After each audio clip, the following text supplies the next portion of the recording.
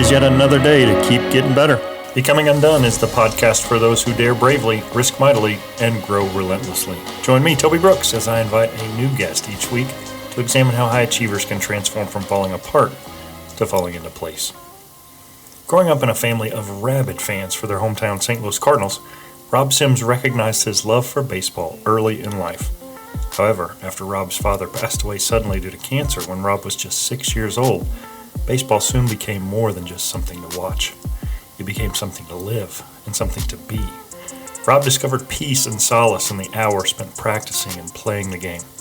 Eventually, those efforts led to success in high school, which opened the door to an athletic scholarship to Truman State University in Kirksville, Missouri. After 4 years of hard work, both on the diamond and in the classroom, Rob endured the painful crossroads of the nearly simultaneous end of his sports and academic career that had for so long been his identity.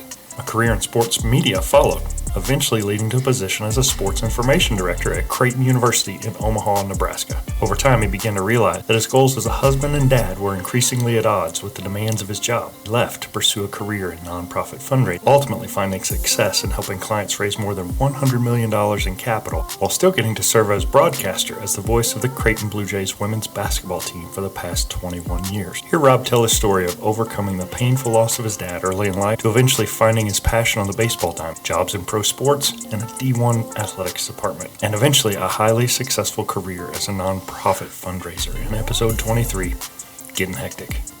Oh, and my apologies, on the day of this interview, my voice was terrible. Stick with me, I appreciate your patience. Today we've got a wonderful guest with us. Many of you who watch Creighton sports may recognize the name, certainly recognize the voice. Rob Sims has worked with the Jays for several years and has quite a storied athletic background of his own. So we're thrilled to have you here today, Rob. Thanks for having me, Toby. So, Rob, you were a baseball guy growing up, and my wife and your sister, great friends in college, and I've certainly kind of followed your career secondhand through your sister. And I know part of the story of the three of you, your two sisters and yourself. So we'll start there. Start at the beginning, wherever that was for you. Sure. Born and raised in St. Louis, Missouri. So proud Cardinal fan. That's probably my earliest baseball roots. My mom was raised in Southern Missouri, so she was listening to KMOX her whole life and instilled that in me and Renee. You mentioned her, and Susie caught a little bit of it, but definitely us too. And then obviously me playing. And part of our story is my dad passed away from melanoma when I was 6 years old. So my mom had to raise. We were 6'8" and 11 at the time. So my mom is the strongest 5 foot tall woman that you'll ever meet, because I don't know how she did it. I mean, she is an unbelievable woman. She not only raised us by herself, she went back to college. She got her degree. So she went to JUCO first, got her associate's degree, and then graduated with an early childhood education major. So she was doing all of this while raising 3 kids on her own, while her husband, who was 41, had just passed away. Unbelievable. I don't know how she did it, especially now as a parent of 3 myself. I can't imagine having to do these things by myself, and then also add on top the fact that I'm trying to go to school and make money and raise 3 kids. And she did an unbelievable job. We all pretty much straight A students, all graduated from college in 4 years, she's just an unbelievable woman. So I always credit her with anything that I ever accomplished. She helped me along the way. Did you catch that? Rob's father passed away at just 41 years of age from a battle with cancer, leaving his mother Erlene alone to care for, support, and raise Rob's sisters Susie and Renee, along with himself.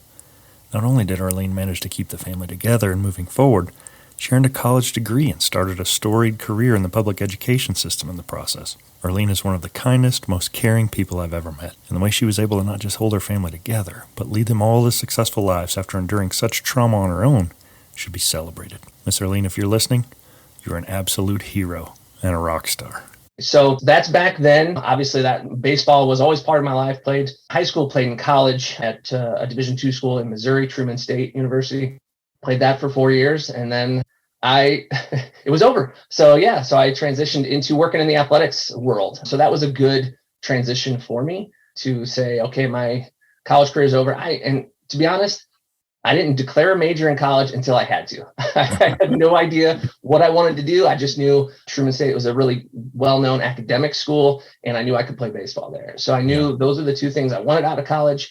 After that, I didn't quite know. So you ended up being highly successful in high school, earn your way to a D2 school, but highly successful there as well. I have a son who's a junior in high school, and we've dabbled in the travel ball scene. I've resisted it as long and as hard as I could, but that's a whole thing. And you didn't have that. You were raised by a single mom who, by all accounts, I mean, she was juggling a lot of chainsaws and doing it well. But how do you find success athletically without having that father figure in your life? Couple ways. And I think now you look at what travel ball is now. And so part of my story now is I'm a head coach of a travel ball team. My son is in 8th grade. And so this is his final year that I get to coach him. So I get to sit back and relax after this. But you're right. That scene was not the same back in the early 90s, mid 90s when I was in high school and youth baseball. So that being said, it was kind of getting started then. I remember a couple of my teammates on my little league team also dabbling with the travel ball. I'm like, man, I wish I was doing that. I want to play more games. And it's kind of what I talk to the kids I coach now too, is that you have to do things on your own. You can't show up to practice twice a week and expect to be the guy that's going to get that Division I scholarship. You have to do things on your own. We had a house that had a porch with a cement wall that I would go out and essentially throw. I was a pitcher, and so I'd put up duct tape strike zone on that cement wall, and I would throw to it, and the ball would come back, and I would practice my fielding. So that I'd throw against our chimney on the other side of the house. I'd throw against our other side of the house. And now that I know how awful that sounds on the side of my house, I think my mom is even more of an angel to put up with that. But a lot of that was doing it on your own, practice on your own. It's kind of self-motivated as much as I could be. I wish I would have been more. Maybe I could have gone D1 instead of D2. But the other part is when you talk about the lack of a father figure, my mom did such a great job of raising us in the church. And I had a lot of great Christian role models, not necessarily baseball role models, but godly men that allowed me to see what a man should look like, what a man should do, whether that was baseball or not. But the more important part of life, that was a way that she instilled some father figures in my life. Right. Yeah. I think it's critical for us. I mean, I've got a family of my own, but that's not where my obligation should end. We're community. And if I see a young man in need, then I need to step in. And I applaud those men who did that in your life. Obviously, it made a difference. So you find your way into high school. And again, it's a different model then. You're not doing showcase tournaments. You're not part of elite travel squads. You're trying to find a way to get some recognition for you playing high school ball. How does that turn into an opportunity at Truman? It's interesting. My high school coach actually went to Truman, played football and baseball at Truman. So I had a little bit of a connection there. But I had, both my older sisters went to bigger state schools in Missouri. I felt like those weren't schools that I wanted to try to play in. I kind of, I was self-aware of my abilities to know that, I'm probably not a Division I prospect, but I just love baseball and I just want to continue to play baseball. So we looked at some of the smaller schools and, I was visiting campuses more focused on academics than I was athletics. I just knew I wanted that to be a part of my life. And so reached out to Truman's coach, had him come look. I still remember, it's a funny story, kind of, that my eventual college coach saw me pitch. I pitched a complete game. We won. And I wasn't a flamethrower. I wasn't, going to jump off the page at you. I was just super efficient. And he told my high school coach, like, I don't think he'll work here.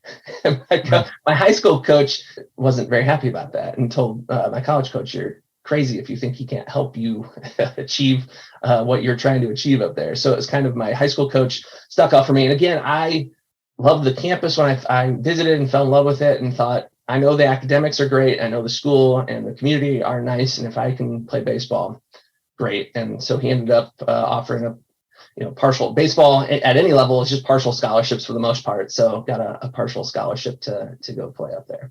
Yeah. So you end up at Truman, as you mentioned, graduated in 4 years, which for a student athlete, for anyone anymore, that is a remarkable feat.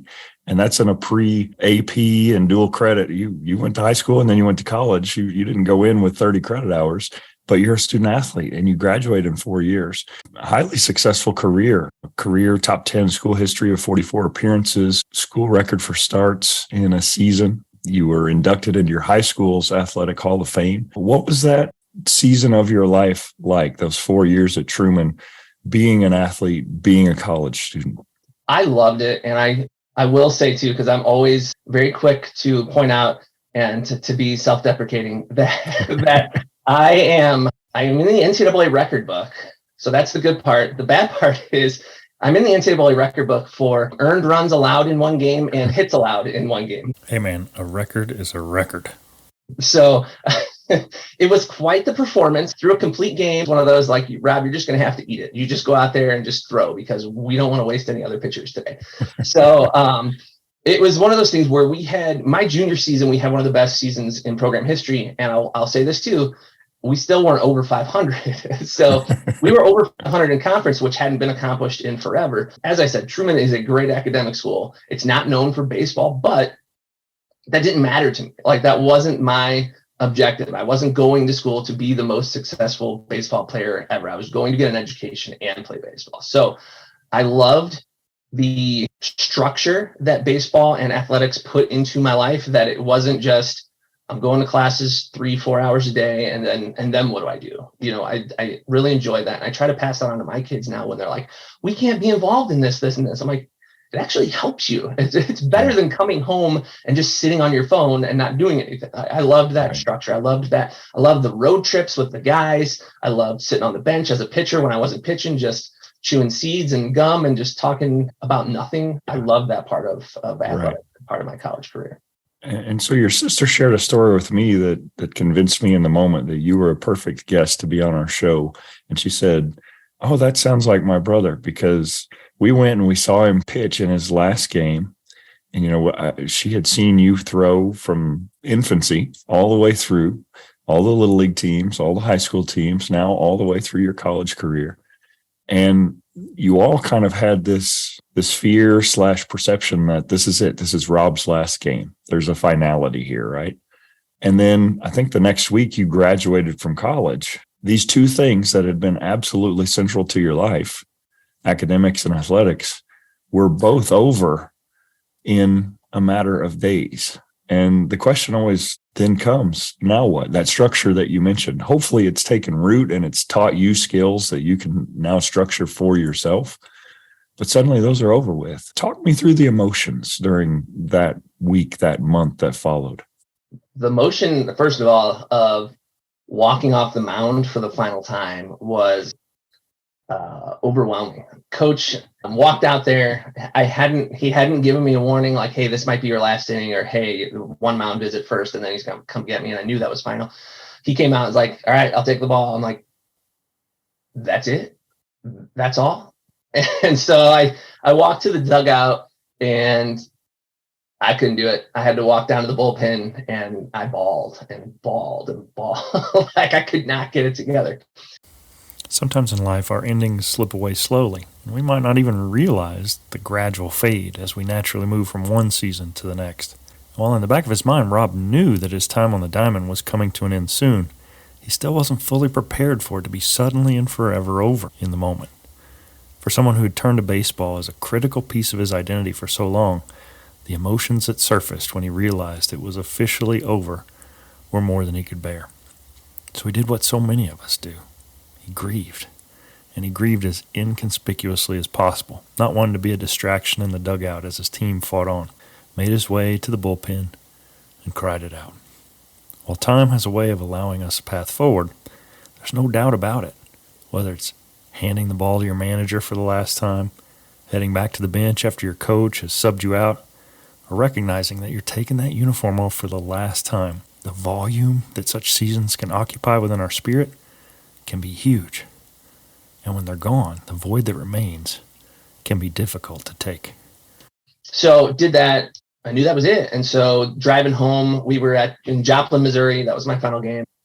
drove home, just hanging out with the guys one more time in the shoot. I think we were in vans at that point. So just hanging out with the guys. And like you said, I think the timing it's been a while now, that I graduated thereafter, the weekend after probably. And then it was, the finality of it was, now what? Where do I go? How do I get this part of my life satisfied still? Where do I find this? I'm aging myself and ourselves here in the early stages of the internet. It was before Google was around, but there were job sites that were athletic job sites. And so I was able to find a position in sports that they hired me sight unseen for an internship in Nashua, New Hampshire. I was driving cross country by myself from the Midwest to New Hampshire and show up to this host family and show up to this tiny minor league stadium that I've never heard of before. And it was an awesome summer working in, it's kind of my start into my career that's where my next step was. And still that was an internship. So I was like, is this it? Is this what I want to do? Is this going to be it for me? That was the next step immediately after. I think my story is somewhat similar because I felt like once athletics was over, I couldn't get that drug out of my vein. I had to be involved in that team environment. So for me, it took the shape of sports medicine, athletic training. And we both know those minor league, in my childhood mind, like, oh, that's professional sports. This is elite. Like, this is highest level. Mm-hmm. I worked with an independent league team, and it was host families, and it was guys whose diet consisted of whatever ended up in the dugout at the end of the game, beer and pizza usually. And there's almost like this reality check that does exist, at the major league level, that money's there. But at the minor league level, this is a different thing. And do I want to toil in this for years, hopefully getting a shot and maybe never? Do I love it that much to make the sacrifice that it takes? I mean, the hours are abysmal. At those lower levels, they don't have a massive staff, so you become a Jack or a Jill of all trades. I've unloaded media guides, and I've washed laundry and all those types of things. Yeah, pull the tarp. Am I willing to invest? Does this matter enough to me to keep doing this indefinitely without a promise that there's going to be a payoff? Or do I just give up on this and get a suit, a 9-to-5, a regular quote unquote job? Right. What was that like for you? Exactly as you described it. It was, I worked for an independent league. It was the Atlantic League. It was at the infancy, kind of the Atlantic League had been around for a few years, and it had former major leaguers that were trying to hang on. So they had a couple names that people would, maybe if you're a diehard baseball fan, like, you would recognize some of the names that were there. Pete Incaviglia was on the team that I worked for, Sam Horn, just some random 80s, 90s names that were just barely hanging on. So it was a renovated stadium that had been around since the 20s. I did everything, but it was a great learning experience. I learned from a guy that was on the radio that he was also their public address announcer, and he did their communications, which is what my background is. My degree is in communications. And so that's who I focused on. That's where I was like, okay, if this is a possibility, let's see what it looks like. And then at the end of that summer, so it was a summer internship. At the end of that summer, I really enjoyed it, really enjoyed the people I worked with. New England is a different culture than the Midwest. So I kind of had fun hanging out with guys my age from a different part of the country. And then it was, hey, yeah, you can stick around if you want to accept this very low salary and live in a area of the country that is, the price of living is not going to be supported by this salary. So I'm like, right, thank you for the opportunity. I will drive back to the Midwest and see what else is out there. So that's that was the end of that. But then it propelled me into a different part of athletics that I ended up sticking around in. So you move from that experience, you grow from that, you kind of see the inner workings of this media relations. Like, this is a thing. As a child, I think we conceptualize being an athlete, like what it would mean for me to play professional basketball or you to play professional baseball. But I don't really understand all the other people, the athlete adjacents that make that happen, right? And as you age, for me, there was an awareness that I have zero shot of playing as an athlete, but I recognize that there are other things I can do that aren't reliant on God-given ability or this insane Kobe Bryant work ethic. Like I could learn my way into one of those jobs, and then Right.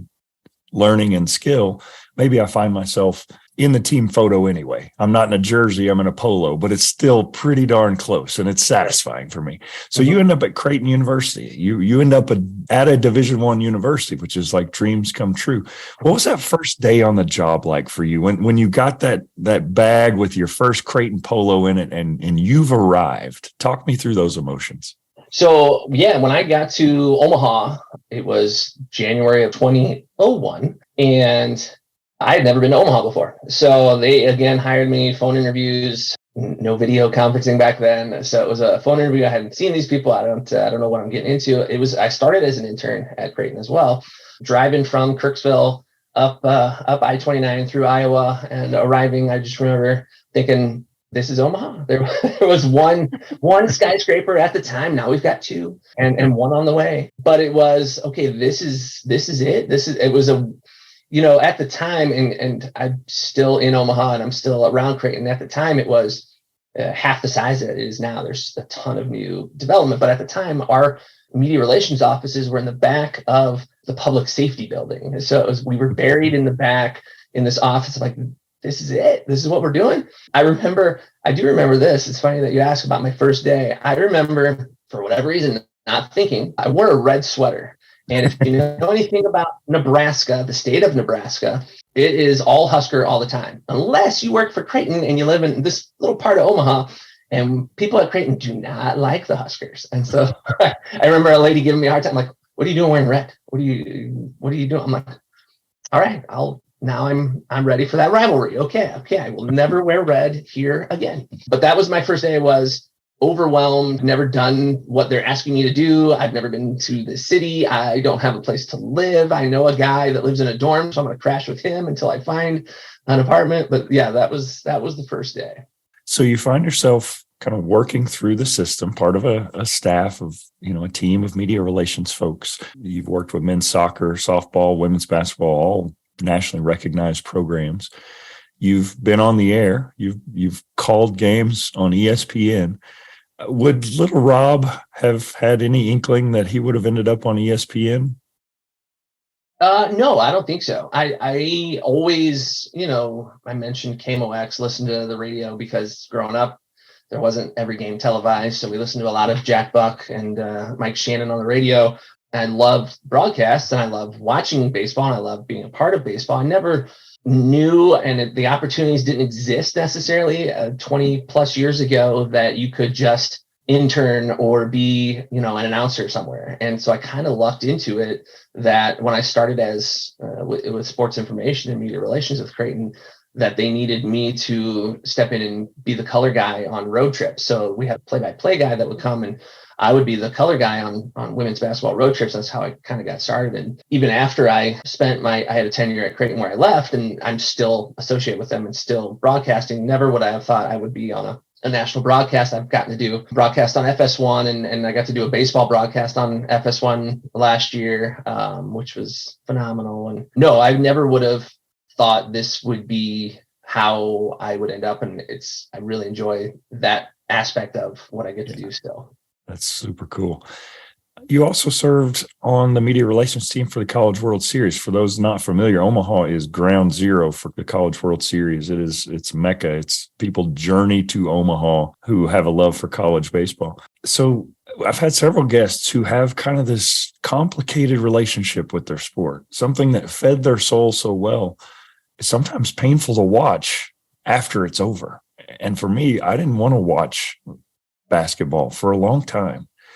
And I really pursued NFL and D1 football for a long time as well. And there was certainly a time where I didn't have any interest whatsoever in seeing other people doing what I had one time had dreamed of doing myself. So I'm curious what that experience was like, seeing college baseball at the highest levels through the eyes of a staffer. Was there any emotion associated with that, or was that just something that you got to do that was a perk of being where you were? I love watching college baseball. I went from Division II. My last year was 2000, and the next year I was at the College World Series at Division I, watching, future major leaguers play. So I felt that outside of Omaha and outside of college baseball, if you're not familiar with it, it's an enormous event here in this city. And having been on the outside, never really had watched the College World Series here and there, hadn't really paid too much attention to it. But then getting to be at every College World Series game between 2001 and 2012 is something I will always cherish. Getting to watch people claim the national title and run on the field and dogpile. I've gotten to be on the field as that dogpile is running past me. Like, I've gotten to see that firsthand. I love it. I absolutely, it's just a big perk of being in Omaha. Yeah, that's really cool. So sometimes in life, things are taken from us. I think the visual of your coach kind of suddenly walking on the field, pulling that ball out of your hand, that resonates with me. There have been times in my life where something ended and I wasn't really ready for it, but I didn't have any control over it. Other times we take ourselves out of the game. Other times we see it coming. You worked in athletics for several years. And for those that don't know, it can be a thankless job. It can be a grind. It can be really hard on a family, especially a young family.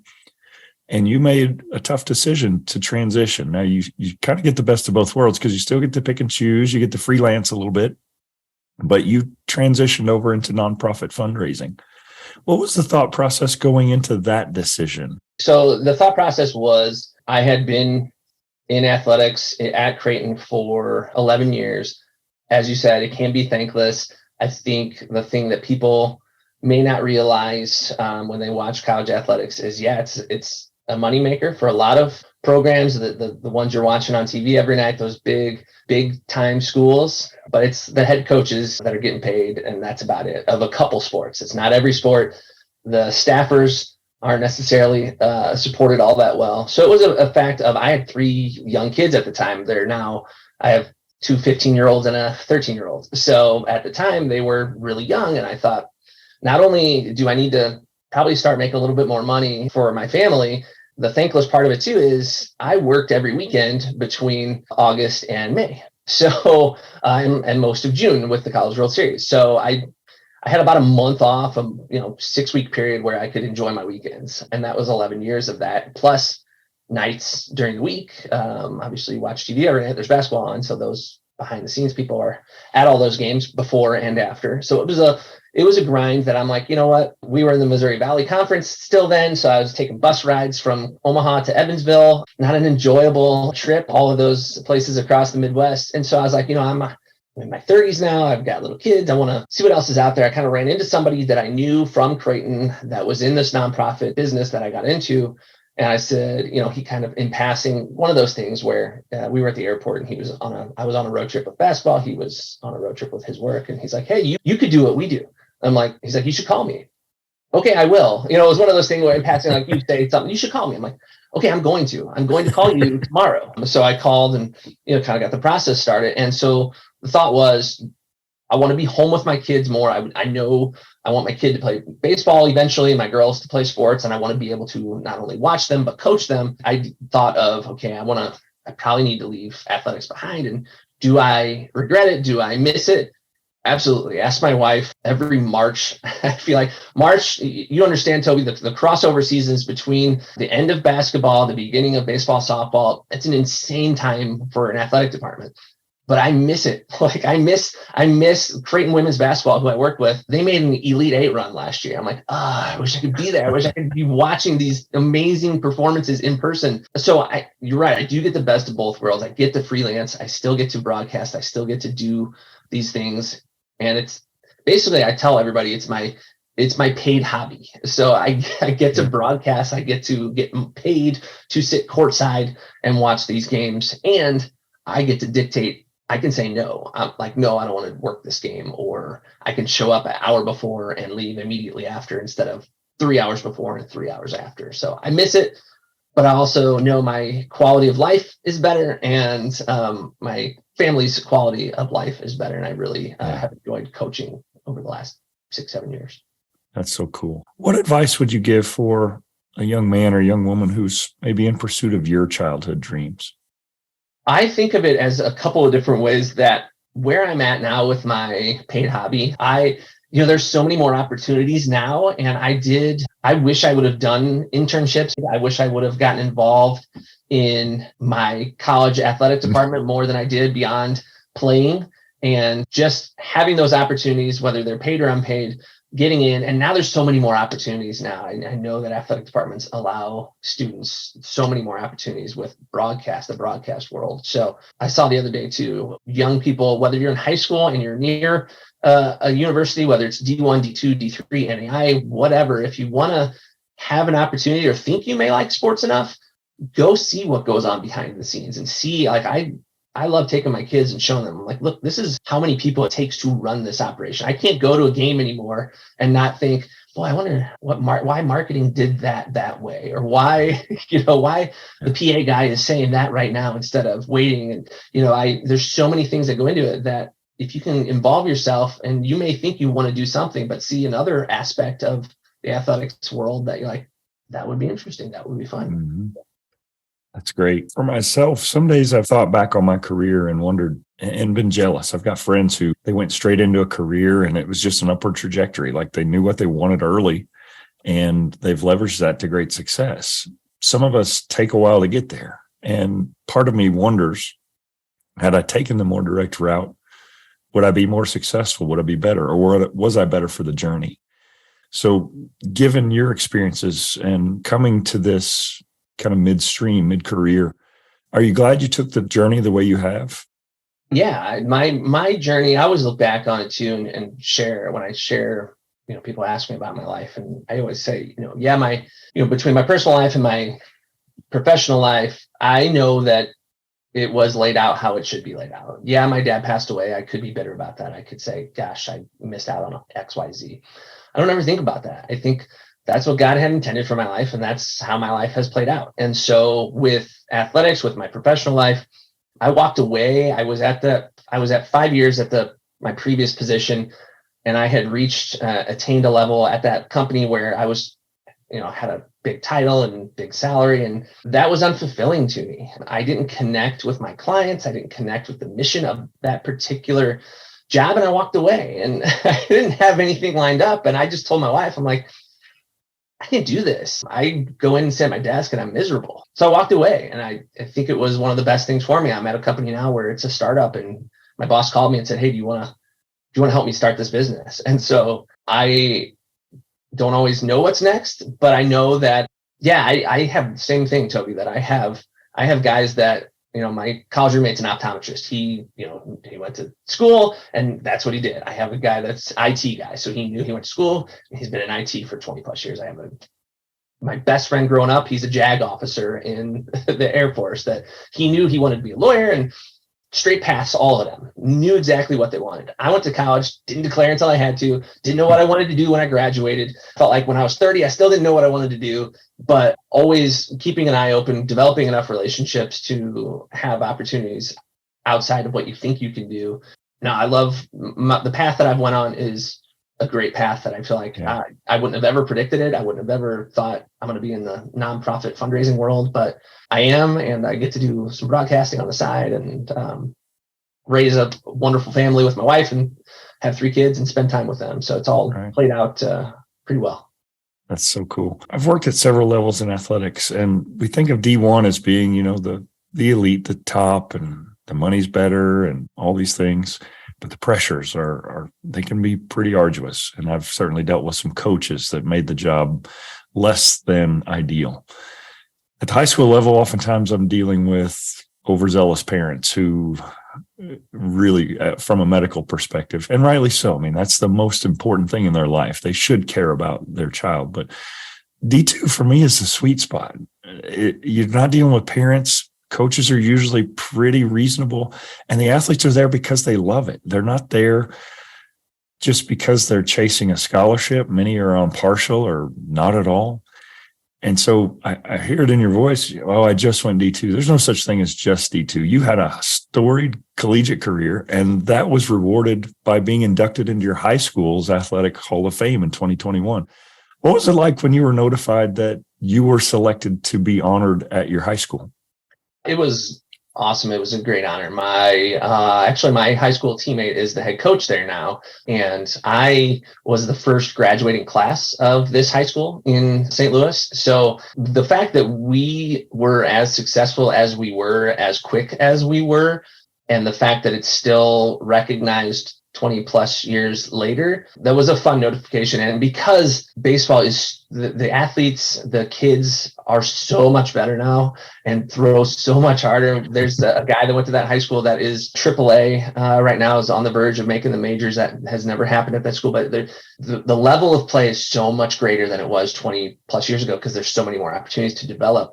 So the fact that my numbers have stood the test of time, even though we were the first class, it was awesome. It was fun to be back and to kind of, I probably talked longer than I should, but I'm used to talking in front of people with a microphone. So I was able to share some stories about my high school teammate who's the coach now and kind of share that.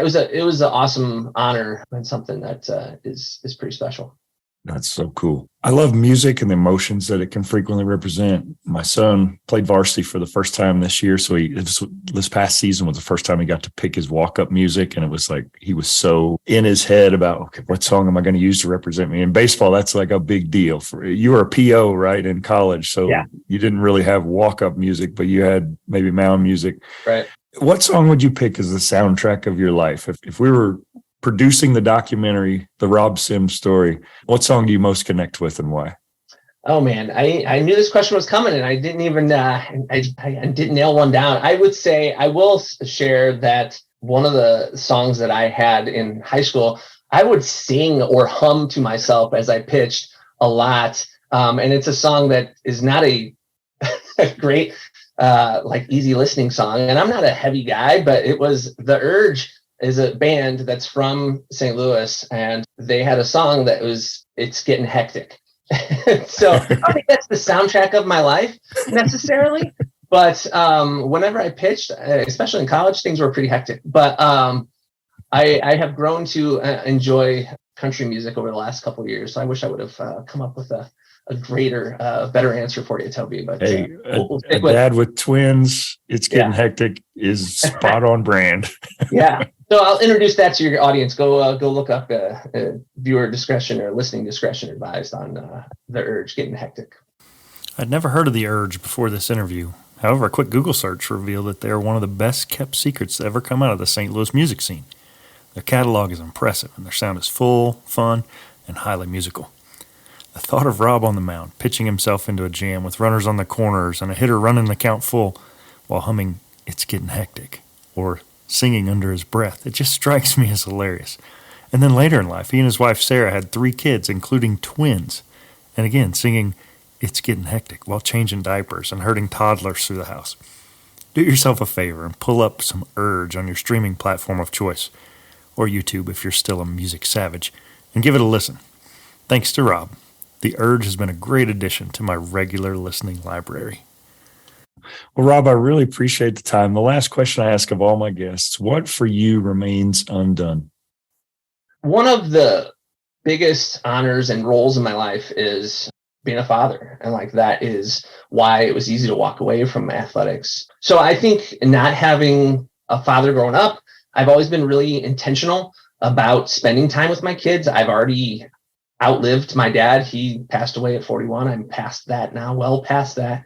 So I feel like that's the part of my life now that I need to focus the most on is my kids are high school and all 3 will be in high school next year, that I want to make sure that I'm instilling in them the values that they need because they're going to be out of my house here soon. So I want to make sure that I feel like that's my biggest piece of life that's undone, that I'm not worried about my profession. I'm not worried about my hobbies. I'm solely focused on making sure that those guys turn into the humans, the adults that we want them to be. Yeah. So how could listeners connect or follow your work? I am on Twitter. It's a really difficult name.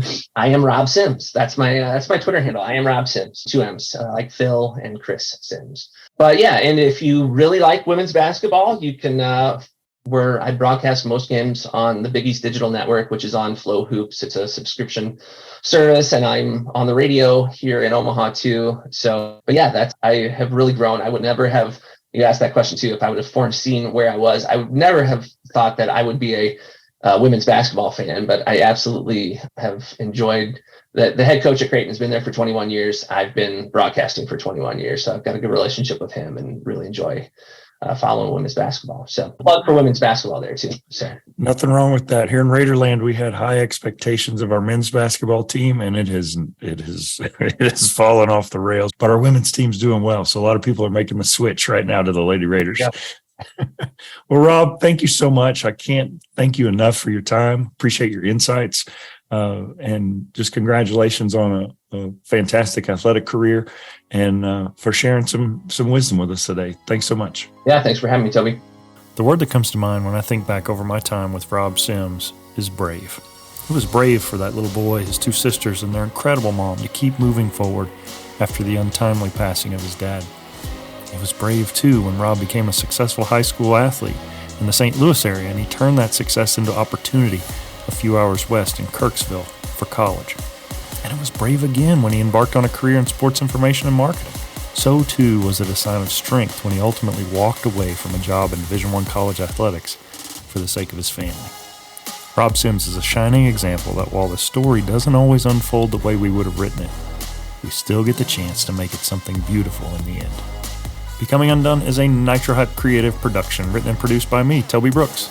If you or someone you know has a story of resilience and victory to share for Becoming Undone, please contact me at undonepodcast.com, where you can also sign up for our mailing list to be notified of new episode drops and exclusive Team Undone benefits. Becoming Undone can be heard on Apple Podcasts, Spotify, Google Podcasts, Stitcher, iHeartRadio, or wherever you get your podcasts. Until next time, everybody, keep getting better.